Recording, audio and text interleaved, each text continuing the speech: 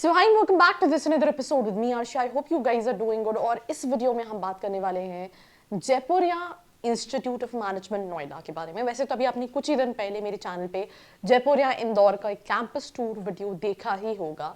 And more और less if I talk about all these colleges have centralised placement, but out of all these four colleges, Noida is one of the most preferred campuses. So if you also have this as an option and you're confused whether should we opt or not, that I'm going to talk in this episode. Let's start. Entrance exam नहीं दिया, आपका percentile अच्छा नहीं है and आप उस कम percentile पे भी एक अच्छे कॉलेज को टारगेट करना चाहते हैं एंड आप जानना चाहते हैं जो कॉलेजेस आपने देखे हैं उनकी रियलिटी चेक क्या है, तो उसके लिए नीचे एक प्रोफाइल एनालिसिस फॉर्म दिया है, व्हाट्सएप के लिए नंबर दिया है, कॉलिंग के लिए नंबर दिया है, जिस पे आप रीच आउट करके ये डिटेल्स ले सकते हैं और अपनी प्रोफाइल के हिसाब से एक ड्रीम कॉलेज को टारगेट कर सकते हैं।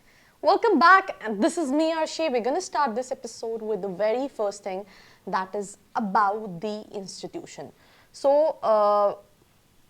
let's not get into the history. If I talk about this specific college, they have 4 campuses, which includes Lucknow, then we have Noida, we have Jaipur, and we have Indore. These are the 4 campuses which comes under Jaipuria Institute, right? कई बच्चे confused जाते हैं जयपुरिया गाजियाबाद जो है वो that's in a different institution, because over the call sometimes I've heard about कि अच्छा वो तो मतलब उन्हीं का जो कैंपस है जयपुरिया गाजियाबाद। तो जयपुरिया के 4 कैंपसेस हैं, Noida, Jaipur, Indore and Lucknow, right? So if I talk about the highlights, 2004 का एस्टैब्लिश कॉलेज है, प्राइवेट इंस्टीट्यूशन है, एनबीए नाक का ए ग्रेड, एसीएसबी का एक्रेडिटेशन है, एआईसीटी एआईयू है, पीजीडीएम है। तो एआईसीटी एआईयू मतलब बहुत सारे स्टूडेंट्स आर वेरी स्पेसिफिक कि मुझे एआईयू एफिलिएटेड कॉलेजेस चाहिए, that means your PGDM is equivalent to MBA.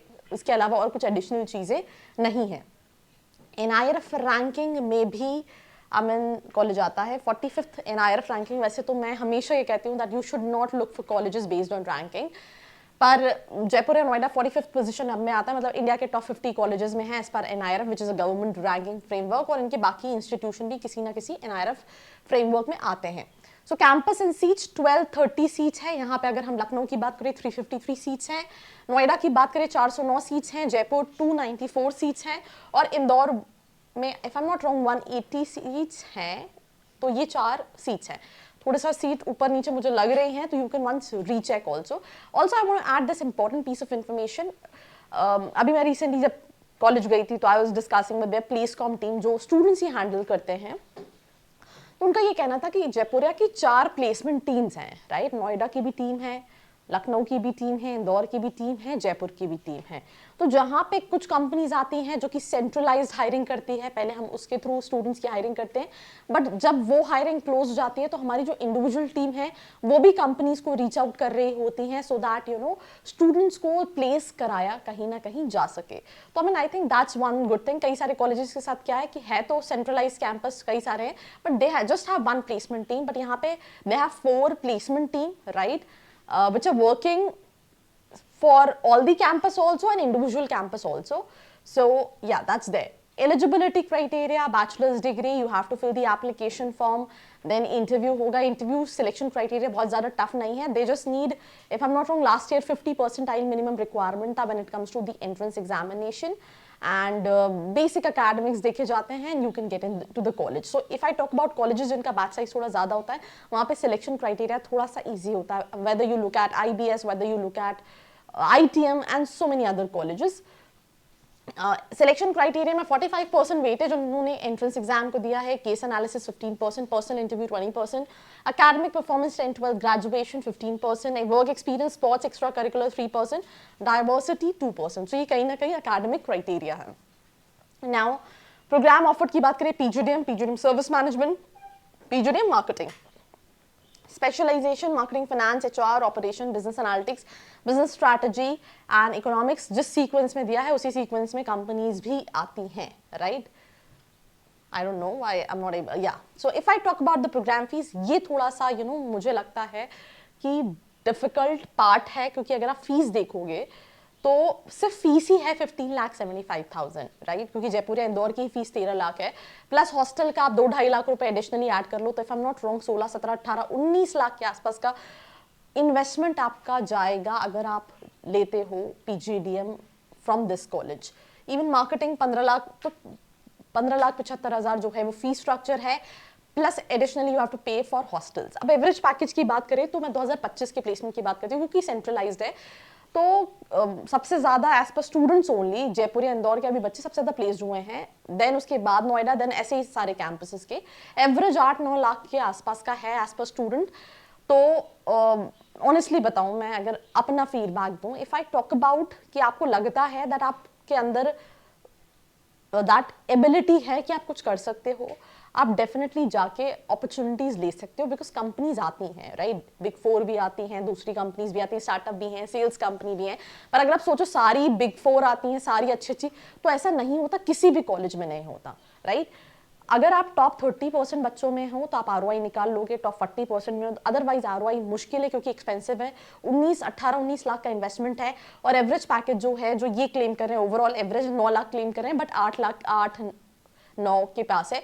And also 6 lakh की भी कंपनीज आई हैं, जैसे फॉर एग्जाम्पल मैं कुछ बच्चों से डिस्कशन करी थी, PwC में जो प्लेस्ड है, डेलॉयट में प्लेस्ड है, तो ऐसा नहीं है कि एवरेज 9 है तो मतलब इससे कम कंपनी, कई बच्चों को एवरेज में भी कंफ्यूजन होता है, राइट। तो एवरेज ओवरऑल अगर हम निकाले तो 9 लाख के आसपास का है। ये टॉप 50%, टॉप 20%, टॉप 10%, तो अगर आप टॉप इवन 50% में हो, मैं कह रही हूँ टॉप, अगर आप 30% में हो आपको ROI मिल जाएगा, अदरवाइज ROI डिफिकल्ट है। Negative point about the college, again batch size जो मुझे लगता है, मैं फिर कह रही हूँ, हर स्टूडेंट के लिए हर कॉलेज अच्छा हो ये ज़रूरी नहीं है, ये आपको समझने की ज़रूरत है। एंड इट डजंट मीन्स कि कॉलेज बुरा है, ये भी नहीं है। इट्स अबाउट कि आपकी रिक्वायरमेंट के हिसाब से ये सही है या नहीं, आप कहाँ पे लाई करते हो। आपको ऐसा कॉलेज चाहिए जहाँ पे बैच साइज कम है, ज़्यादा इनपुट मिलता है, जैसे कि फॉर एग्जाम्पल कई बच्चों का कहना था कि जयपुर या इंदौर में ज़्यादा, out of all the campuses Jaipur और इंदौर में बैच साइज कम है, तो स्टूडेंट को प्रेफरेंस ज़्यादा मिलता है when it comes to academic performance. तो यहाँ पे ये भी चीज़ है कि आप कहाँ पे स्टैंड करते हो, कोई और बेहतर ऑप्शन है आपके पास। अब जितने भी कॉलेजेस हैं जिनका नाम थोड़ा सा, क्योंकि नाम सुना हुआ है जयपुरिया का, तो वो एक्सपेंसिव ही मिलेंगे। ROI का इशू उन सभी कॉलेजेस में है, whether you take it IBS, whether you take it UPS, whether you take it Voxen, whether you take it ITM, because they invest also in terms of marketing. People know about the college, so that's there. So accordingly you have to shortlist. ये placement wise, if you want to reach out to the students, right, तो also you can reach out to the description box. मैं फिर आपको यही piece of suggestion दूंगी. I've been to the campus, I've heard positive reviews, I've heard negative reviews, but usually जिनका placement हो गया, you'll heard positive reviews. जिनका भी नहीं हुआ है, we're in the dicey situation that whether it will happen or not. यही situation हर college में आपको मिलेगी. Sector wise, 39.75% banking, financial services, 7.95 automobile in manufacturing, retail telecommunication 3.91, research consulting 17.44, FMCG consumer durable 12.10, e-commerce media 3.9%, IT 9.5, others 5.69.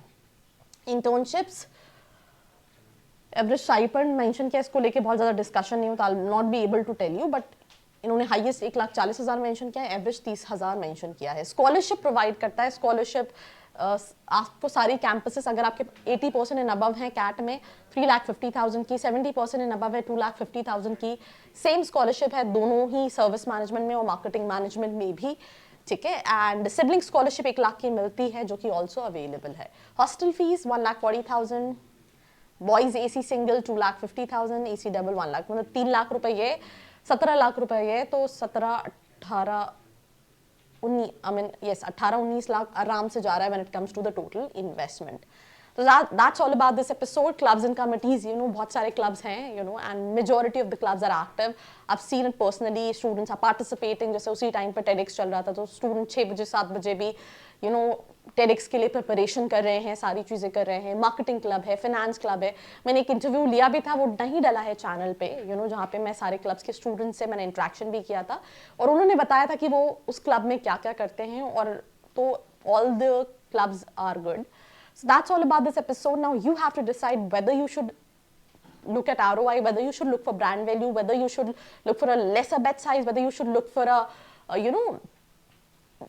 more companies. Accordingly, you have to decide. That's all about this episode. Like, share and follow. I hope you like this video. For more such videos, keep watching our channel. And do not forget to like, share and subscribe.